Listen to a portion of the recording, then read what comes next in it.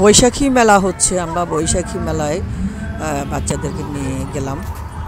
তো মেলাতে অত ভিড় ছিল না, ফাঁকা ফাঁকা ছিল। তো ওখানে ওদেরকে নিয়ে একটু ঘোরাঘুরি করলাম, কিছু কেনাকাটা করলাম, ওরা রাইডে উঠলো। অ্যাকচুয়ালি মেলার যে আমেজটা, ছোটোবেলা আমরাও এই ধরনের মেলাতে অনেক গিয়েছি, সেটার এক ধরনের আছে। আর আমি বিশেষ করে কারুপল্লীতে যে জিনিসটা, এখান থেকে আমি কিছু কেনাকাটা করেছি অল্প স্বল্প। তো আর ওই যে টেপা পুতুল এগুলো কিনেছি, যখন মানে যেটা ভালো লেগেছে সেটা আর কি কিনে নিয়েছিলাম। ওখানে গিয়ে আমরা ফুচকা, আইসক্রিম, তারপরে বেলপুরি এগুলো খেলাম। গরমটা মোটামুটিভাবে ছিল। যাই হোক, আমি যে কাপড়গুলো, যে কুর্তিগুলো দেখছিলাম কেমন লাগছে।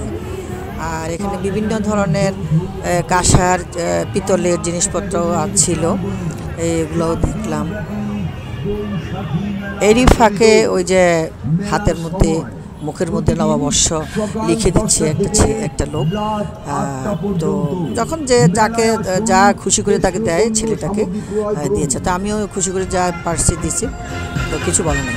জন্য রয়েছে বাংলা নারীদের অহংকার, জামদানি শাড়ি, বাংলার ঐতিহ্য, নকশি কাঁথা, শতরঞ্জি শীতল পাটি। এরপরে ওরা রাইডের ওই সাইডটাতে গেল, ওরা রাইডে ওঠার জন্য অস্থির হয়ে গিয়েছে। তারপরে ওদেরকে রাইডে উঠানো হয়েছে, মানে টিকিটে ওরা এখানে কতক্ষণ রাইডে উঠছে। মোটামুটি ভালোই লেগেছে, মেলার যে আমেজ বেশ ভালো লেগেছে। বিশেষ করে গ্যাদারিং না থাকাতে হালকা পাতলা আমরা স্টলগুলোতে ঘুরে ঘুরে দেখছি, কি দেখছি। আর এই তো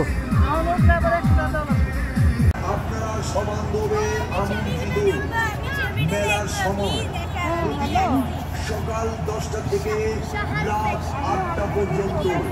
মেলায় আসুন, দেশীয় পণ্য সামগ্রী ক্রয় করুন।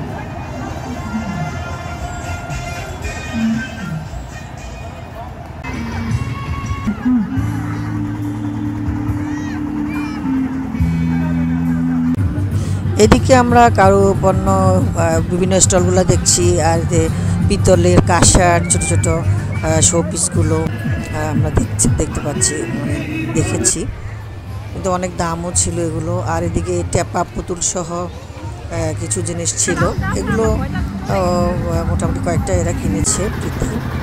আর শেষমেশ এদেরকে নাগরদোলাতে উঠিয়ে একটু আনন্দ দিয়ে দেওয়া হলো। তো এই তো আজকের জন্য এখানে শেষ করছি, দেখা হবে নেক্সট।